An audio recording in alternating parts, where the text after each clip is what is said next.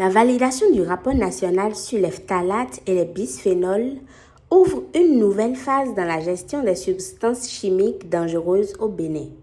Conduite par l'ONG Jeunes Volontaires pour l'Environnement Bénin avec l'appui de l'IPEN, cette initiative met en évidence des insuffisances importantes dans le dispositif de régulation face à des polluants largement utilisés dans les produits du quotidien. Notre objectif à travers ce petit travail, c'était de pouvoir évaluer ou faire un peu l'état des lieux de la réglementation au niveau national et également des conséquences de ces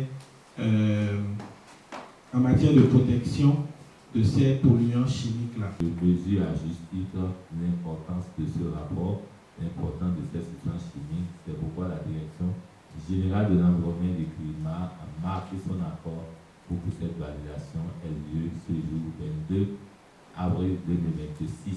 Cet atelier a connu une mobilisation des acteurs institutionnels, techniques et de la société civile. Les contributions des participants ont permis d'enrichir le rapport, d'affiner les analyses et de poser des bases d'un dialogue constructif autour des priorités nationales en matière de gestion des substances chimiques. Ce travail de base qui a été fait par l'ONG Jeunes Volontaires pour l'Environnement est assez structurant déjà pour partir sur une note conceptuelle à soumettre sur le cycle prochain du FEM, c'est-à-dire le FEM 9.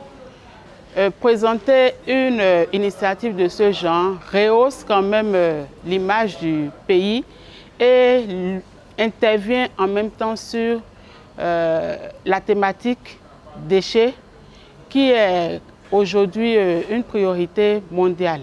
Les résultats sont hautement atteints parce que nous avons reçu des contributions très significatives qui permettront de faire en sorte d'avoir un document vraiment national qui pourra servir non seulement aux acteurs étatiques mais aussi à la société civile et qui pourra être partagé au niveau international. Les échanges ont permis de dégager une feuille de route claire, articulée autour d'actions à court, moyen et long terme.